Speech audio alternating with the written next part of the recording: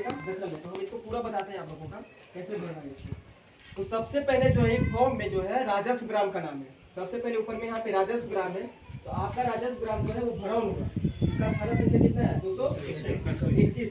तो यहाँ पे जो है भरौन आप अपना राजस्व ग्राम लिखेंगे, थाना संख्या लिखेंगे, उसके बाद में हल्का नंबर इसको छोड़ देंगे। पुलिस थाना जो है आपका पोखरा है, पहले नागपुर था, साथ में पोखरा हो गया है। अंचल जो है आप पोखरा लिखेंगे, जिला जो है सीतामढ़ी लिखेंगे। उसके बाद में सबसे पहले यहाँ पे रैयत का नाम एवं पिता का नाम, फर्स्ट कॉलम में जो है वो रैयत का नाम है एवं उसके पिता का नाम है। तो रैयत अगर ज्वाइंट खाता है, ज्वाइंट फैमिली है, तो रैयत में अगर परदादा के नाम से जमीन है तो अभी उनके जो बेटे हैं या फिर पोते जो बचे हुए हैं, तो जितने भाई हैं उतने भाई का रैयत के नाम में होगा। अगर बंटवारा कर लिए हैं तो सब अपना अपना फॉर्म अलग अलग भरेंगे।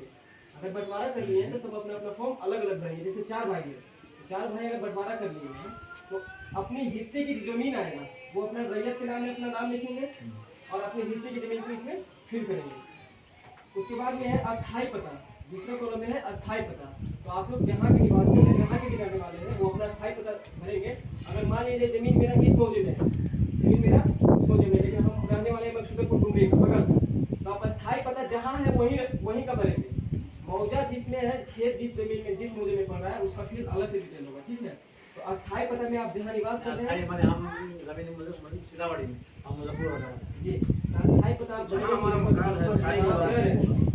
जिस मौजे में आपका जमीन है वो राजस्व ग्राम में भरेंगे। उसके बाद में हाँ, तो आप अपना खाता नंबर जो भी है उसमें फिल करेंगे। उसके बाद खेसरा नंबर जो भी है वो फिल करेंगे। फिर रकबा है, फिर चौहद्दी है। चौहद्दी में एक बात ध्यान रखिएगा कि आप लोग वर्तमान चौहद्दी लिखिए।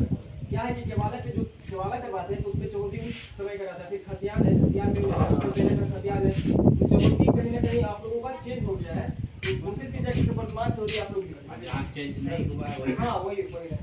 उसके बाद में किस प्रकार की आपका जमीन है, पीसी का भूमि है, सरकारी है, बगीचा है,